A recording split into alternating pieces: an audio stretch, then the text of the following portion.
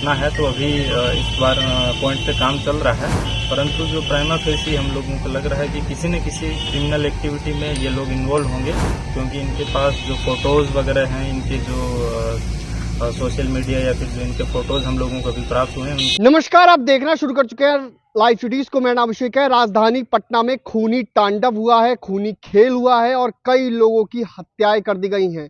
दरअसल राजधानी पटना के बाढ़ में, राजधानी पटना के हाथीदह में और साथ ही साथ शाहजहांपुर में भी कई हत्याएं हुई हैं। पीट पीट कर हत्या हुई है, कहीं मारपीट से हत्या हुई है, तो कहीं गोलियां चली हैं, ताबड़तोड़ गोलियां चली हैं और कई लोगों की हत्याएं कर दी गई हैं। घटना के बाद पूरे पटना में दहशत का माहौल है और घटनाओं को लेकर कई तरह के सवाल उठ रहे हैं। आपको बता दें कि सबसे पहले आपको बता दें कि बाढ़ के अथमल गोला थाना क्षेत्र में सुबह सुबह पुलिस को जानकारी मिली कि तीन से चार लोग रोड पर पड़े हुए हैं, जिसकी जानकारी मिलते ही उन्हें अस्पताल ले जाया गया, जहां उनकी मौत हो गई थी। दरअसल ये पूरी घटना मारपीट और चाकूबाजी की बताई जा रही है और इसमें 3 लोगों की मौत होने की बात सामने आ रही है। इसको लेकर जो बाढ़ के एसडीपीओ हैं अभिषेक कुमार, उन्होंने जानकारी दी है। वहीं हाथीदह की घटना को लेकर जो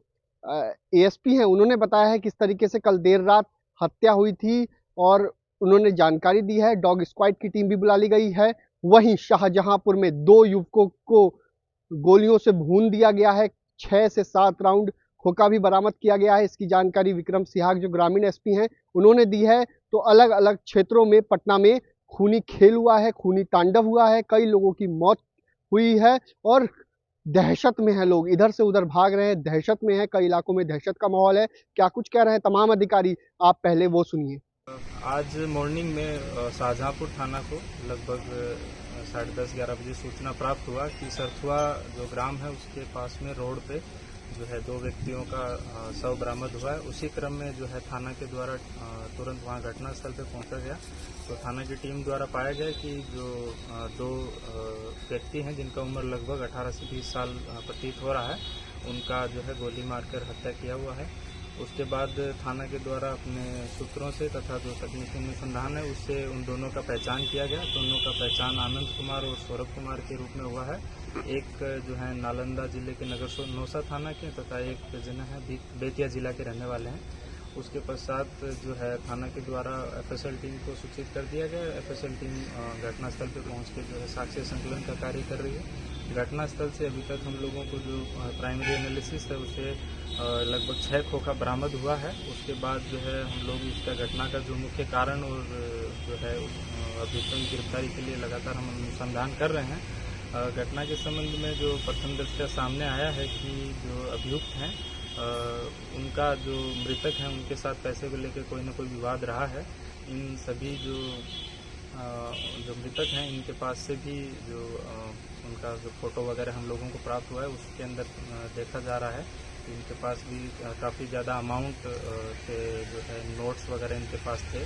और प्राइमा फेसी जो हम लोगों को इंफॉर्मेशन जो हमारा जो इन्वेस्टिगेशन उससे पता चला है कि पैसे के विवाद को लेके ये जो है आपस में जो है ये जो लड़ाई वड़ाई हुआ उसी में फिर बाद में गोलीबारी की घटना से उनकी मृत्यु तारीख हुई है।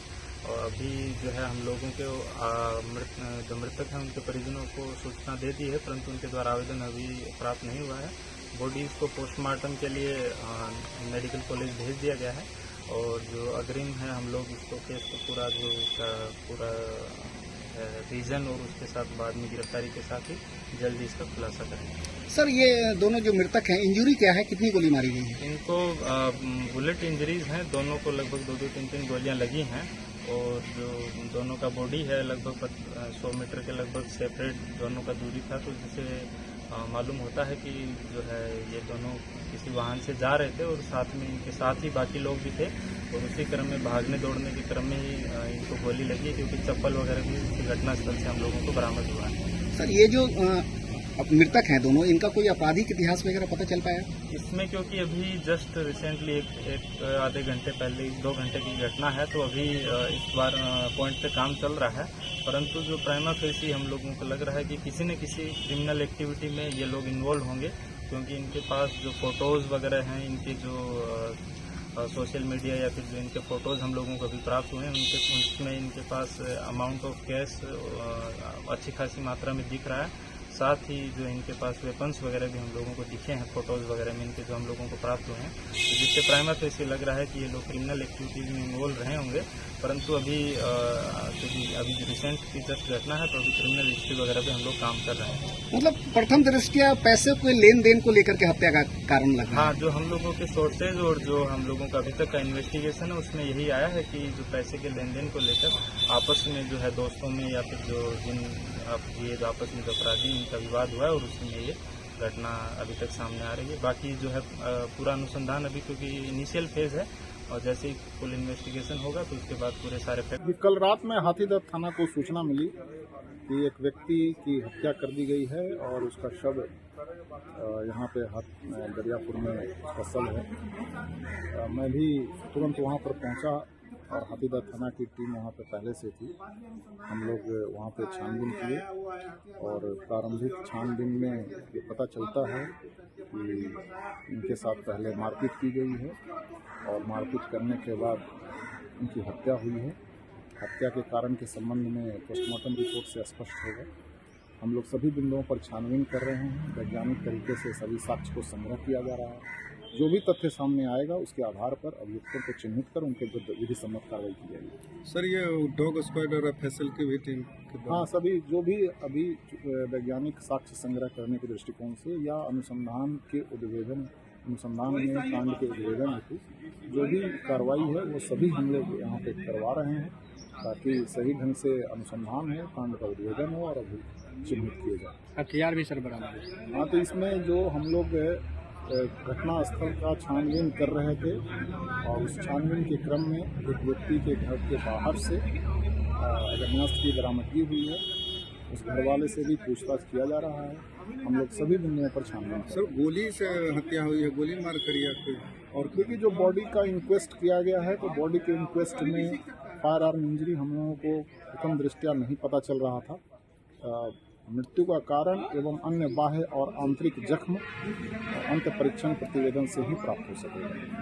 देखिए, थमहा गांव में एक व्यक्ति जा रहे थे तो सड़क पे उन्होंने देखा कि 3 पुरुष, एक महिला और एक बच्चा सड़क पर गिरे पड़े हुए हैं और 2 मोटरसाइकिल जिसमें एक गिरी है, खड़ी हुई मोटरसाइकिल है। तो उनके द्वारा लगा कि एक्सीडेंट हुआ है, जिसमें एक व्यक्ति को वो पहचानते थे, मनीष कुमार, जो कि थमहा गाँव के रहने वाले हैं। अविलंब उस व्यक्ति के द्वारा उनके परिवार को सूचित किया गया और परिवार के द्वारा जो है उनको अस्पताल, जो मनीष कुमार और उनकी पत्नी है, बख्तियारपुर अस्पताल ले जाया गया और इलाज के क्रम में उनका मृत्यु हो गया। परिवार के द्वारा थाना को सूचित किया गया। बख्तियारपुर थाना वहां पहुंचा और शव की शिनाख्त की। प्रथम दृष्टया जख्मों से स्पष्ट नहीं हो पा रहा था, इसलिए उसको पोस्टमार्टम में भेजा गया और उसके बाद घटनास्थल का जब जाँच पड़ताल किया गया तो घटनास्थल पर मोटरसाइकिल नहीं पाया गया।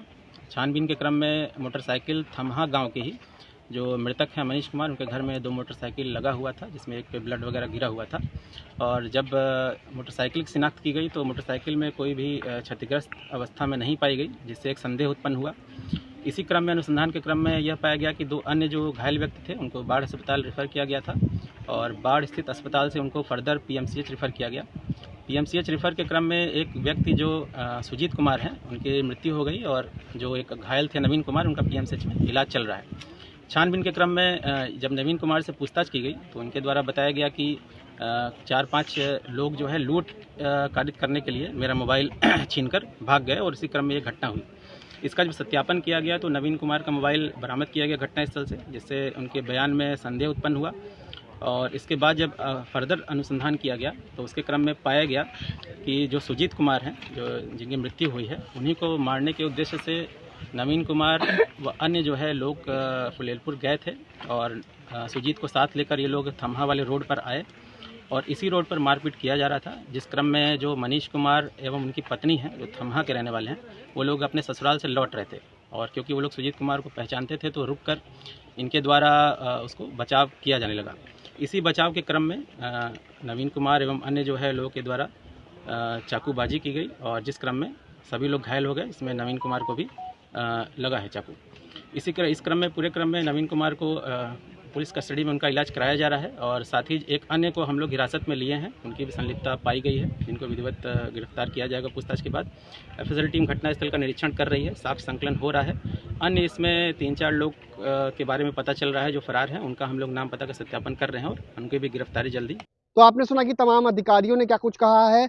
पटना में बड़ी खबर है, पटना में कई इलाकों में अलग अलग घटनाएं हुई हैं, अलग अलग मामला आया है और अलग अलग घटनाओं में कई लोगों की मौत हुई है, गोलीबारी चली है, कहीं चाकूबाजी हुई है तो कहीं कुछ हुआ है। ऐसे में सवाल उठता है कि राजधानी पटना में जो तमाम दावे किए जाते थे कि राजधानी पटना है तो सुरक्षित है, लेकिन राजधानी पटना भी सुरक्षित नजर नहीं आ रहा है। गोलियां चल रही हैं राजधानी पटना में और खूनी खेल हो रहा है। हालांकि पुलिस दावा करती है कि मामले की पूरी जांच की जाएगी। अपराधियों की धरपकड़ के लिए विशेष टीम भी बना दी गई है, एसआईटी बना दी गई है, अलग अलग थाना क्षेत्रों के अलग अलग अधिकारियों को जिम्मेदारी दी गई है और कार्रवाई की जाएगी। तो हाथीदह में भी मामला सामने आया है, अथमलगोला में भी आया है और शाहजहांपुर में भी मामला सामने आया है, जहां अलग अलग हत्याओं में कुल 6 लोगों की मौत की खबर है। तो अब देखना होगा इस पूरे मामले को लेकर पुलिस आगे क्या कुछ करती है, कब तक खुलासा कर पाती है। तो बने रहिए लाइव फुटेज के साथ, हमारे यूट्यूब चैनल को सब्सक्राइब करिए, फेसबुक को लाइक करिए। धन्यवाद।